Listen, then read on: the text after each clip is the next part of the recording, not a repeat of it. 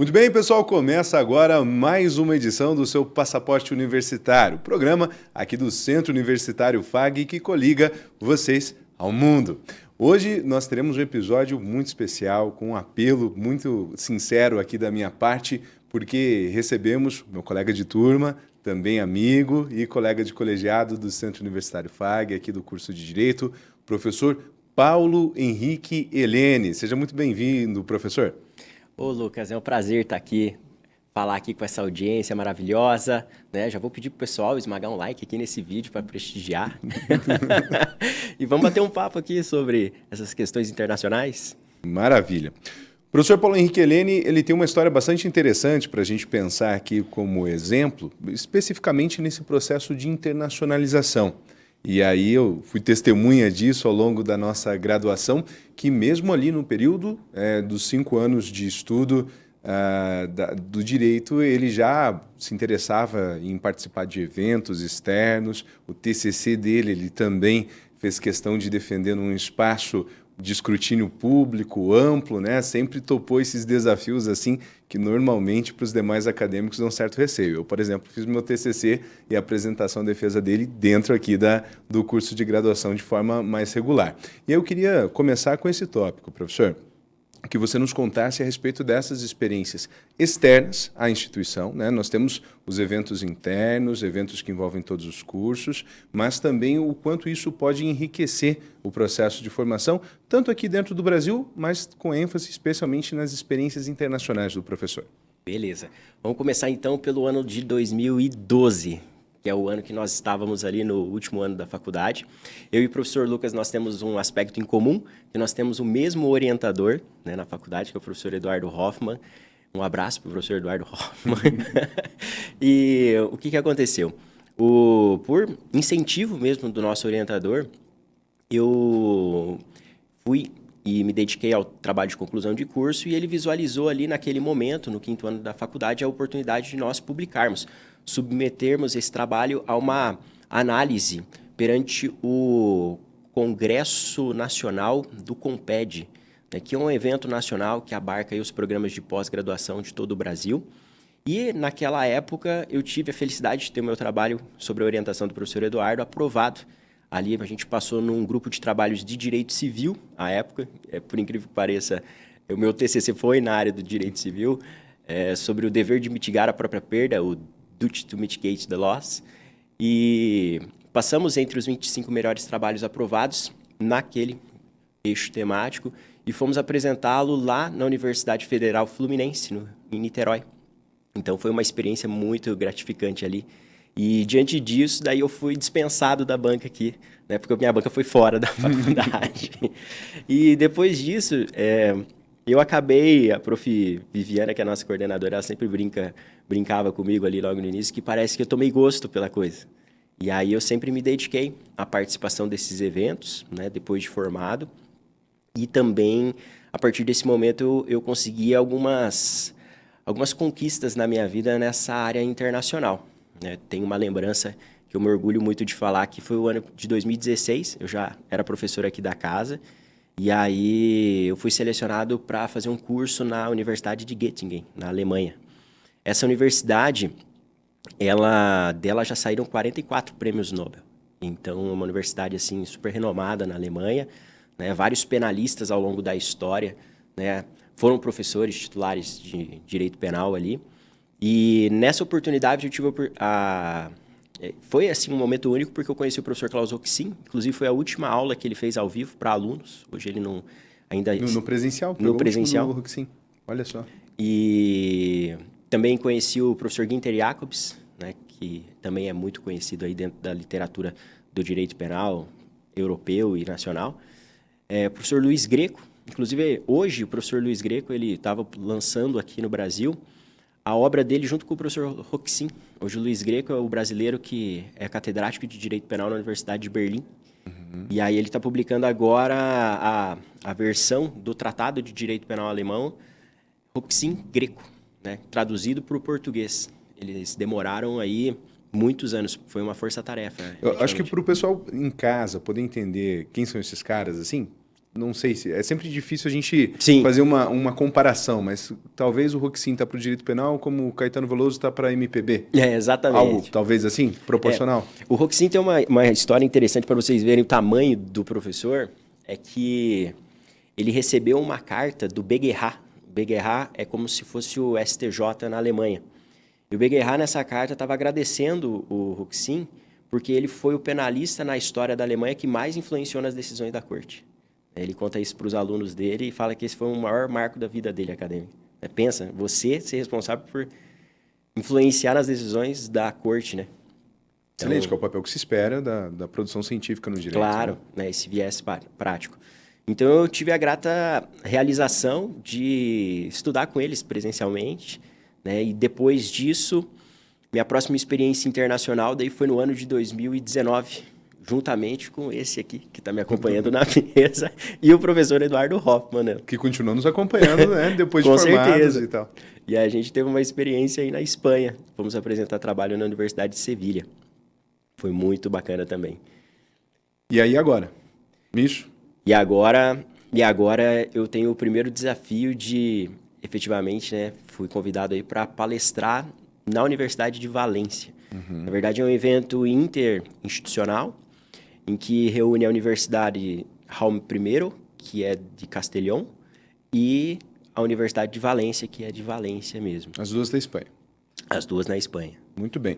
E, professor, antes da gente aprofundar sobre os detalhes da apresentação, porque também nos interessa a parte teórica, eu gostaria de perguntar assim, como que essas diferentes experiências, porque já foi lá na Alemanha, foi na Espanha por uma oportunidade, volta agora uma vez mais, como que é diferente isso? Como que isso molda o teu perfil profissional, tanto na parte docente, também como técnico na parte do direito, se é muito diferente, se isso tem de fato, porque é um esforço danado, né? Tanto de tempo, recurso financeiro, também o elemento de você ter que se preparar, dar uma pilha, uma ansiedade, o quanto que isso efetivamente contribui para a tua formação, para o teu desenvolvimento no sentido integral da expressão.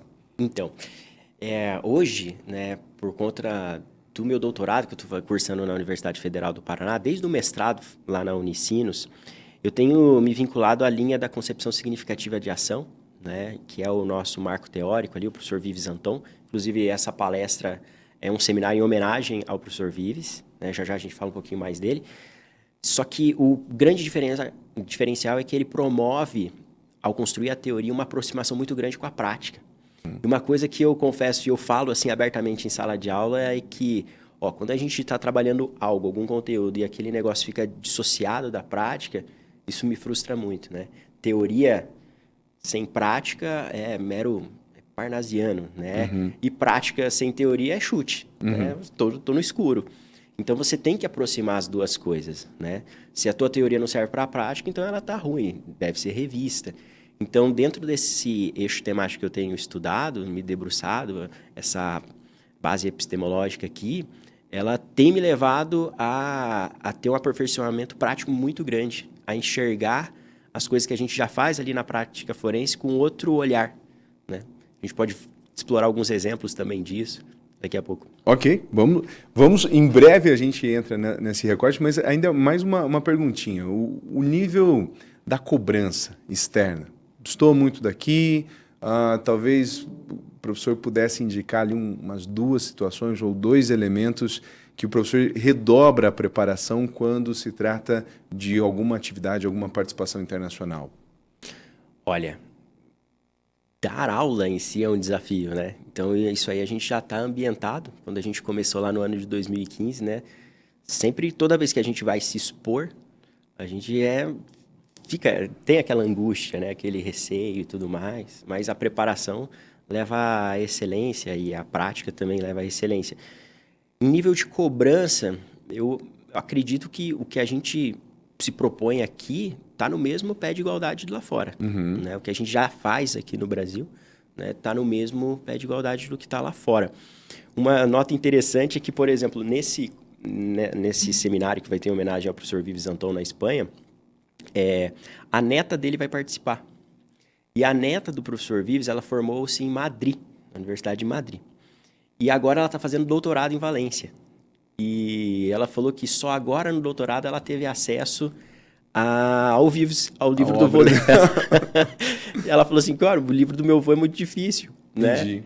E isso, por exemplo, na Universidade Federal do Paraná, o professor Paulo Busato dá na graduação para os alunos. Eu também indico aqui na graduação, né? Já começo a introduzir as ideias. Então, algo que lá fora é visto como difícil em nível de doutorado, a gente já consegue incluir aqui de maneira didática. Em doses homeopáticas. Claro, sem assustar também. Ah, legal. Isso eu acho que é o principal legado que a gente consegue ter, porque a gente, talvez, assim, seja uma oportunidade, né? Que, eventualmente, nem todo mundo vai precisar seguir uma carreira universitária, fazer um mestrado, um doutorado, mas se dispôs a fazer um curso de graduação, é interessante que tenham professores que peguem esses conteúdos, tragam para o dia a dia dos alunos na formação, até para que eles possam avaliar, conhecer. Imagina, se a neta dele não teve acesso e o pessoal daqui de Cascavel, né, acadêmicos do Centro Universitário FAG, estão tendo acesso, quer dizer que é algo diferenciado que nem nossos acadêmicos lá, se frequentassem a Universidade de Madrid, teriam acesso. E isso eu acho que é o que transforma as realidades locais, né? Conectar e também saber que nós também temos algo a dizer. Eu acho que a parte mais simbólica dessa tua participação lá, professor, é chegar lá como brasileiro, como paranaense, como alguém aqui do interior do Paraná e dizer, não, eu tenho um pitaco aqui que dá para pensar a partir do Vives Anton. O cara é difícil, mas eu consigo contribuir em alguma coisa. Isso eu acho que é o principal mérito aí de todo esse teu esforço, essa dedicação e da escrita, né? Professor, agora vamos avançar um pouquinho ali sobre a questão da preparação para a participação, porque assim, vez ou outra, lá no Núcleo de Relações Internacionais, eu recebo pessoas que estão assim, olha, eu gostaria de me organizar, por exemplo, para fazer um mestrado em Portugal. Ou eu gostaria de ter a oportunidade de participar de alguma atividade universitária, internacional, na Espanha, né? E há exemplos disso, na Austrália, só que às vezes não uma projeção de médio e longo prazo e onde a pessoa ainda não teve alguma experiência internacional nesse sentido. Então, vamos lá. Eu gostaria de aproveitar a presença do professor no programa hoje e pedir para que o professor nos oriente aqui em relação à técnica de escrita, né? Porque a apresentação do professor também vai ser num livro, é isso? Sim. Como que é? Bom, então, o que me levou na Espanha agora nesse momento, né? Como eu faço parte ali do programa de doutorado da Universidade Federal do Paraná, então nós temos o nosso núcleo de estudos lá, nosso grupo de pesquisa, que é chamado Sistema Criminal e Controle Social. E ele é coordenado pelo professor Paulo Busato. Eu já faço parte desse núcleo, já tem aí 4 anos. Então, o professor fazia parte antes mesmo de entrar no programa de doutorado. Isso, porque é muito importante você se aproximar ali, né, de quem você pretende ter como orientador, saber o que ele está pesquisando. Então, essa é uma dica valiosa, né? Eu almejo um programa. Primeiro defina qual programa, qual que é a pessoa. E também é interessante falar, não é porque é na federal que todo mundo pensa igual. Então, ele é um professor que estuda a partir do Vives Anton, essa questão de filosofia da linguagem e tudo mais. Os outros não. Então, isso é importante você identificar. Eu quero estudar penal. O que no penal? Aí você vai, a partir disso, buscando a escola, né, que mais lhe interessa. E aí eu me aproximei. Mesmo fazendo ali o mestrado na Unicinos, participava no núcleo de estudos, fiz algumas disciplinas como aluno externo. E aí, desse núcleo de estudos, né, nessa linha de concepção significativa, saiu essa obra aqui, né, que foi o primeiro livro coletivo sobre concepção significativa de ação, novos estudos sobre a concepção significativa da ação. E como resultado daí do outro biênio, que se encerra agora com esse seminário na Europa, saiu esse aqui, que é a publicação mais recente. E eu vou palestrar sobre um capítulo meu que está nesse livro aqui. O capítulo desse livro vai ser a palestra lá em Valência. Sim, vamos até abrir aqui. Ó. Deixa eu tentar abrir. Tá meio difícil. Tá bem embalado. Tá bem embalado.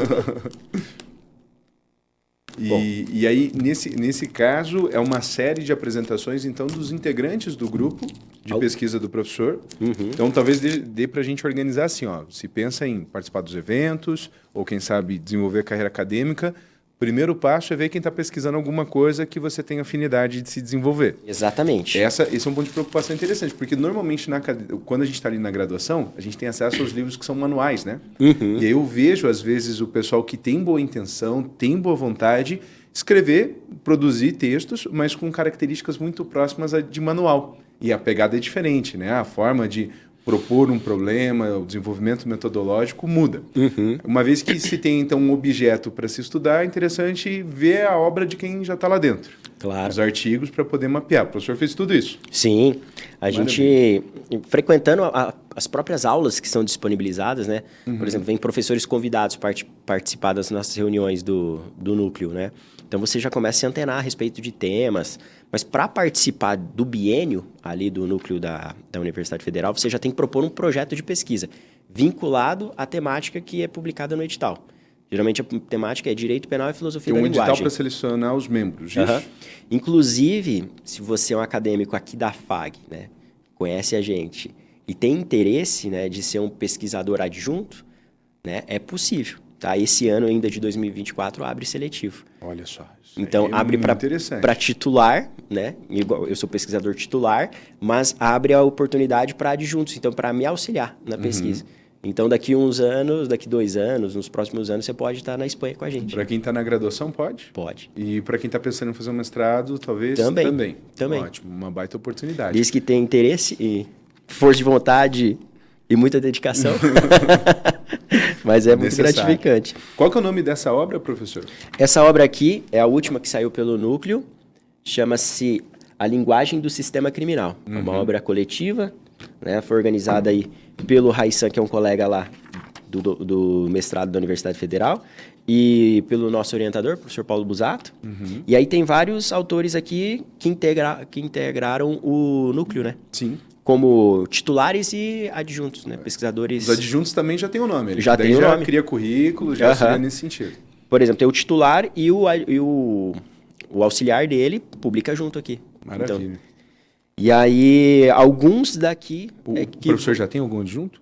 Não. As vagas estão abertas, então. Estão abertas. Maravilha. Para esse ano, inclusive esse ano, abre, né, o edital para mais um biênio. Então, esse grupo é, assim, sensacional. Sensacional. Entrega muito resultado. E no próprio na apresentação aqui no livro, né, o professor Busato, ele fala, né, dessa experiência de estudar direito penal aliado à filosofia da linguagem, que é o marco mais avançado hoje em termos de direito penal, e que os trabalhos aqui, eles vão ser postos à prova agora em ambiente internacional, na Espanha. Que é uma forma de fato... homologar os resultados, né? Passar pelo escrutínio amplo do pessoal que olha com diferentes perspectivas. Então, o meu tema aqui é sobre... Está no eixo temático de responsabilidade penal de pessoa jurídica, e o meu recorte é com relação à capacidade de ação. É algo que eu já pesquisava no mestrado, eu acabei ali pegando muita coisa que estava na minha dissertação, né? E já acabei compilando aqui nesse texto.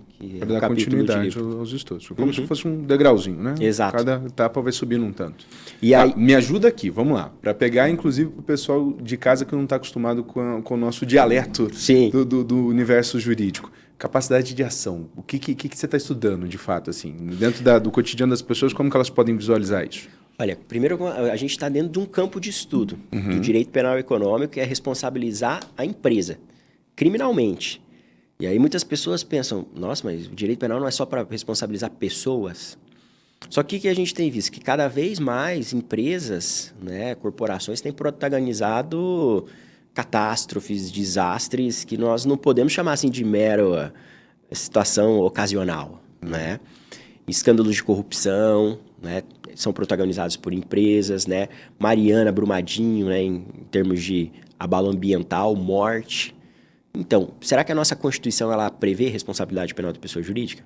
Então, o primeiro ponto é esse. Responsabilidade penal de pessoa jurídica é constitucional, né? Tá longe de ser algo novo, é algo que sempre existiu na história do mundo.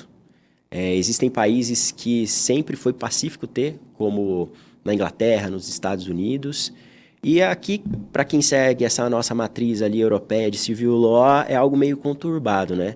O professor Paulo Busato, inclusive, ele tem uma tese que foi publicada lá na Espanha, que com o Código de Napoleão, Ali em 1810 isso foi suprimido, porque eles queriam uma impunidade das corporações.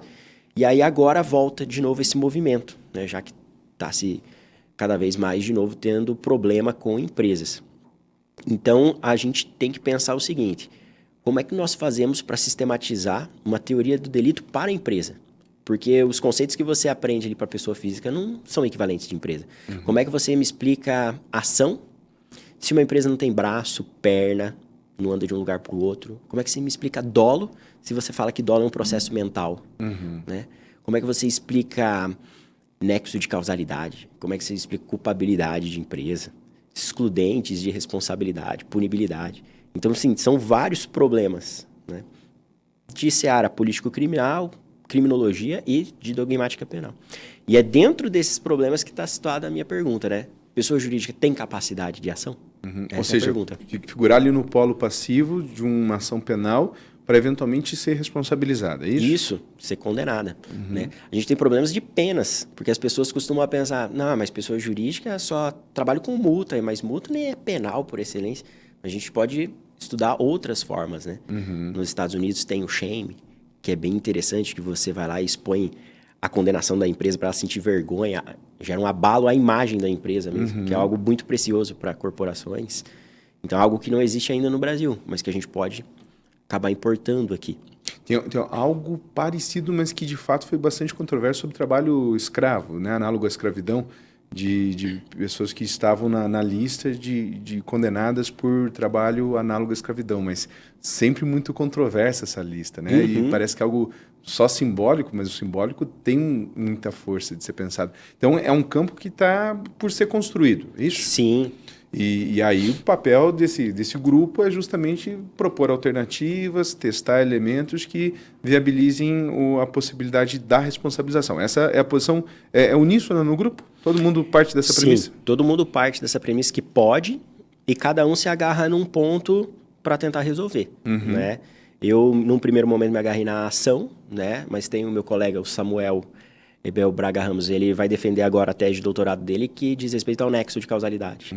Tem a Mariana Sesto também, que é colega do núcleo, vai defender a tese de doutorado no erro, né? Então, cada um pegou um ponto ali de problema dogmático para se discutir. Maravilha. Professor, e como que a proposta do Vives Anton, por que precisou desse autor espanhol e para integrar esse acervo, essa lista ferramental teórica aqui para pensar esses problemas, e se puder colocar Wittgenstein no meio também já é uma curiosidade que sana. Certo. Vamos lá. Para responder a nossa pergunta aqui, por que a gente vai no Vives? Né? O professor Vives, ele foi, importante apresentar ele também, né? Ele foi professor catedrático de Direito Penal da Universidade de Valência e também vice-presidente do Tribunal Constitucional Espanhol. Ele tem uma carreira assim extraordinária, acadêmica e também profissional. E ele é autor dessa obra aqui. Essa aqui é a obra dele de mais fôlego, vamos assim dizer. Né? Para ele e para quem vai ler. Né? Os fundamentos do sistema penal. Essa obra foi traduzida para português pelo professor Paulo Busato. Mostra assim, professor. Como? Assim, a espessura, isso. Ah, sim. Dá para ver que não é brincadeira, de né? fôlego, sim. Ó, vai ter umas 1000 páginas. Ok. Aí, essa obra aqui, ela chega no Brasil em português no ano passado. Então, isso aqui é algo muito novo, né? Hoje, pesquisadores que se ancoram no Vives Anton, né? Pesquisadores não, doutrinadores mesmo, que já escrevem parte geral em cima do Vives. É o professor Paulo Busato, a obra dele é de parte geral em cima dessa questão aqui que a gente está trabalhando, e o professor Fernando Galvão, que é da Universidade Federal de Minas. Então, tem 2 professores já que já pensam a parte geral, para além do viés funcionalista da Alemanha, do Roxin. Né?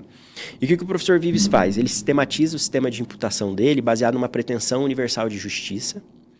E o aporte filosófico dele é no Wittgenstein, mas no segundo Wittgenstein, e também em menor escala no Habermas. Né?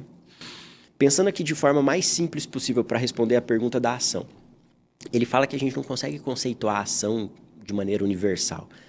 Trabalhar com o conceito ôntico de ação, que você consegue olhar e falar assim, não, aquilo é uma ação. Ele fala que a ação ela deve ser entendida pelo significado dela, porque é totalmente circunstancial. Né? Tem um outro autor americano que trabalha com essa ideia, chamado George Fletcher. Embora lá nos Estados Unidos não tenha teoria do delito, né? Isso é uma característica dos países europeus, mas ele faz essa aproximação do Wittgenstein também e de teoria do delito e tal, para explicar que não dá para conceituar a ação. Porque às vezes você olhando a pessoa num ambiente externo, o que ela está fazendo ali ou não depende das circunstâncias para você rotular. E esse americano, ele dá o exemplo do guarda do Palácio de Buckingham. Ele fala, quando o guarda está lá na frente do Palácio de Buckingham, com aquele chapeuzinho vermelho emblemático lá, o que ele está fazendo? Está vigiando, né? Vigiar é uma ação ou uma omissão? Vamos lá. Vigiar é uma ação. Uma ação, né? A gente extrai sentido de ação. E ele está lá, parado. Imagina que no outro dia ele está de folga, está lá passeando pelo Hyde Park, e aí ele vê uma pessoa se afogando no lago e, pela força do hábito, para na mesma posição. E a pessoa se afoga. Você atribui para ele o que agora? Pelas circunstâncias, omissão. Mas veja, ele fez exatamente a mesma coisa. Ontologicamente, é a mesma pessoa ali parada na mesma posição. Mas o que mudou de um exemplo para o outro? Foram as circunstâncias. E é a partir disso que o professor Vives fala, não dá para você trazer um conceito universal de conduta que abarque todas as ações ou omissões possíveis. Você sempre vai interpretar o contexto e a partir daquilo você atribui sentido. Ação e omissão são conceitos normativos. Entendi. Por isso, os jogos de linguagem do Wittgenstein. Exatamente. Filosófica. Né? E aí entra na pessoa jurídica, que é o nosso trabalho aqui. Bom, se eu falo para você que a empresa jurídica poluiu a Baía de Guanabara, né? A Vale assassina. Se eu falo que a empresa X corrompeu funcionários públicos, ou que a empresa X lavou o dinheiro. Todas essas expressões traduzem sentido para nós, né? Em linguagem comum. E como é que a gente não enxerga isso no direito? Né? Então, a gente não precisa se ater a um movimento corporal e tal. A gente tem que verificar se aquilo atende em linguagem comum, a linguagem jurídica tem que acompanhar. Entendi. Então, não dá para colocar um rótulo sempre numa conduta para dizer, ó, sempre que isso vai ser embalado sob esse nome, né? E porque precisa verificar contexto, conjuntura, para daí atribuir sentido. Isso é muito disruptivo porque em toda a teoria do delito, quando começa lá no final do século XIX... Muda muita coisa isso. Lá, causalismo, né, o kantismo, finalismo, a evolução das gramáticas, toda a teoria do delito é preocupada em conceituar a ação, porque a ação é a base de todo o sistema de imputação, né? Aí começa lá numa física newtoniana, a ação é o movimento corporal modificativo no mundo externo. E aí vão se aperfeiçoando, mas todo mundo não consegue fugir do conceito. Aí ele fala, não tem como. E ele, no primeiro capítulo aqui do livro, ele já começa destruindo isso. Ele fala, os próprios autores que foram sucedendo, eles apresentavam críticas aos anteriores, mas nenhum conseguiu preencher todas as categorias para você ter um conceito universal de ação, que atenda a qualquer tipo de coisa. E uma outra coisa que para mim é muito forte, que isso aí é muito disruptivo também, é que o professor Vives entende que direito não é ciência. Direito é linguagem. Né? Ele fala assim, ele traz um exemplo da injúria. Fala, como é que você define a ação injuriar tecnicamente? Cientificamente, como é que seria isso? Ele fala que injuriar não dá para definir cientificamente. Colocar numa escala a ofensa? Não, ele fala assim, como é que você define cientificamente o verbo injuriar? Não tem. Você vai ter ali uma pessoa que teve o balanço das cordas vocais, que gerou o deslocamento da onda sonora, que chegou até o teu ouvido e provocou a vibração do teu tímpano. Tá, mas se eu tô falando aqui, conversando com você, tá acontecendo isso. Mesma coisa. Mas o que muda de eu estar te xingando, né, para uma situação como essa aqui? Ou a gente tá jogando uma partida de truque e eu tô ofendendo o meu adversário, falando os maiores impropérios para ele, né? Quem nunca jogou uma partida de truque? E aí, por que aquilo lá não é injúria se o rapaz tá xingando o outro, né? Então ele fala, o que muda são as circunstâncias, né? A partir ali da linguagem, você vai interpretar. Não, ali foi injuriar, ali teve uma bala honra subjetiva. No outro contexto, não. Interessante. Então, é bem interessante essa forma de abordagem. E aí, dentro do capítulo que o professor escreveu, pegou essas bases do Vives Anton, com uma referência também ao Wittgenstein, e afirmou a possibilidade de se reconhecer a ação da pessoa jurídica para fins de imputação penal. Isso. Hoje no Brasil é tranquila a questão da responsabilidade na parte ambiental, a Constituição autoriza, a doutrina ainda briga, mas a gente já está num movimento de que não tem problema nenhum, e está tentando apresentar um melhor argumento aqui para fundamentar as decisões. nessa perspectiva. E responsabilidade penal de empresa é algo que tem crescido também na Europa, né? Principalmente para a área da criminalidade econômica. O último código ali que foi alterado para incluir foi o Código Penal Espanhol mesmo. Em 2010, teve uma reforma em 2015. Mas outros vários países já adotaram. Aqui no nosso entorno, aqui na América do Sul também, vários países já adotam. Muito bem. Professor, eu gostaria ainda de te ouvir a respeito, né, e pensando aqui que nós podemos estar sendo ouvidos por acadêmicos que estão ali num 4º ano, num 5º ano, ou talvez advogados recém-formados que ainda estão se identificando no mercado, procurando tendências. Como que isso pode ser economicamente viável para um rumo profissional? Qual que seria o impacto dessa pesquisa, resgatando aquela percepção que o professor comentou no início, né, que nada mais prático do que uma boa teoria, mais ou menos assim, em relação a esse horizonte, porque é um esforço grande, tem que ter um estofo filosófico significativo, lidar com autores que também demandam uma reflexão aprimorada, não é aquele livro que você vai ler antes de dormir com sono, né, que dá para, perdi umas 2, 3 páginas, eu consigo retomar na sequência, não consegue. Porque isso tudo se tem, entre outras coisas, né? A gente abordou diferentes referências, diferentes pontos significativos aqui, mas também gostaria de te ouvir a respeito do mercado, né? Se na prática seria possível eu me especializar nisso e viver desse segmento, desse debate, tanto na prática forense como na docência. Olha, eu acho que em termos de prática forense, a resposta que nós defendemos aqui, né, essa linha de trabalhar o direito penal, ela que é a melhor responde os problemas práticos. Né? Então, você já faz isso. Muita gente já faz isso, só que falta teoria. É aquilo que eu falei, é prática sem teoria. E daí o cara fala, vou lá para o campo de batalha e é muito dissociado. Isso já acontece muito, por exemplo, com dolo eventual e culpa consciente. Vamos discutir, houve um acidente de trânsito com resultado morte. Sempre tem um caso no noticiário em destaque, né? Hoje, se olhar o noticiário, hoje tem alguém protagonizando alguma coisa nesse sentido. Tá, mas como é que eu explico aquilo? O STJ fala assim, você não pode pegar e afirmar que se o cara está embriagado por si só, isso é dolo eventual. Se ocorre um atropelamento e tal, né? Mas se você tiver outro elemento externo, e como direção perigosa, direção na contramão da via, manobras perigosas, e além disso da embriaguez, isso já demonstra indiferença frente ao bem jurídico, dolo eventual. Né? Só que quando o STJ está falando isso de prova do dolo, ele não está falando o que a teoria tradicional fala, que dolo é consciência e vontade. Porque você não sabe o que a pessoa estava pensando. Né? Ou você pega um macete, né, dos cursinhos que fala assim, dolo eventual é foda-se. Mas você sabe o que o cara estava pensando? Não sabe. É por meio das circunstâncias, por meio das provas que são coletadas, que você fala, aqui foi um comportamento doloso, a título de dolo eventual, ou foi culpa. Então veja que o próprio STJ já fala aqui, o dolo se traduz a partir da prova dele. Né? Tem um autor alemão, que faleceu em 2004, chamado Winfried Hassemer. Esse penalista, ele não chegou na filosofia da linguagem aqui, mas ele tinha uma afirmação feliz que era, o dolo é a prova do dolo. Então, o professor Vives já vai falar, o dolo não é um processo mental, algo inalcançável aqui para nós. Dolo é a prova do dolo, né? Ele é analisado por meio das circunstâncias, é um conceito normativo que você atribui. Entendeu? Você não teria que fazer uma leitura da mente da pessoa naquele momento? Isso a gente não faz. Tem como fazer. Lucas, na hora que a gente vai fazer uma audiência ali, vai pro fórum, não faz, você não entra.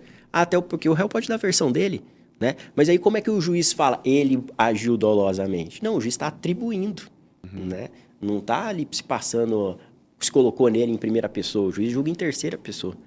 Então, assim, isso explica de uma forma muito melhor. Esses problemas, assim, casos simples, né? Até casos mais sofisticados. Em termos acadêmicos, olha, hoje as únicas escolas que eu conheço que trabalham com isso, né? Ali, propriamente, é a Universidade Federal, por conta do professor Paulo Busato. Lá na Universidade Federal de Minas também tem, né? O professor Fernando Galvão.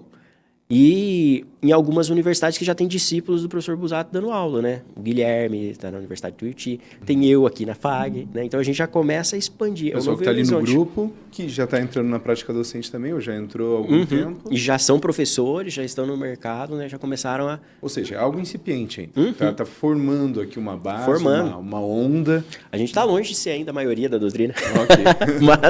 mas isso é com o tempo, né? Claro. Com o processo. Excelente. Professor, eu quero agradecer, então, em nome do Centro Universitário FAG, por tão bem nos representar no evento lá em Valência e abrir o microfone para as considerações finais aqui desse nosso episódio, desejando a melhor sorte do mundo possível para que tudo saia conforme a preparação. Eu aqui, o Lucas sabe, né, nós estudamos juntos, eu quero deixar meu agradecimento ao Centro FAG mesmo, que sempre apoiou a gente nessa jornada, né, desde a formação. Quando eu contei ali no início sobre a viagem, né, que fomos lá para Niterói, lá teve apoio do Centro FAG, né, tava comentando com a minha esposa, para a Alemanha teve, em 2019 teve, e agora de novo estou tendo apoio. Então é uma instituição que sempre incentivou a gente de uma forma muito positiva, né, a sempre continuar nessa pesquisa, na docência, é algo que me encanta muito e eu tenho certeza que encanta também o professor. Então é uma alegria enorme estar aqui compartilhando isso com você e com todo mundo que está nos assistindo. Excelente. Pessoal, quero agradecer pela atenção que nos dispensaram durante esse episódio. Nós fizemos questão de trazer o professor Paulo Henrique e Helene aqui porque muito nos inspira, né, a buscar essa formação qualificada, essa formação de excelência, conciliando com essas atividades na seara internacional que o Centro FAG está aqui pronto para dar suporte a cada um de vocês que também pretenderem trilhar o mesmo caminho. Agradeço uma vez mais e até o nosso próximo episódio.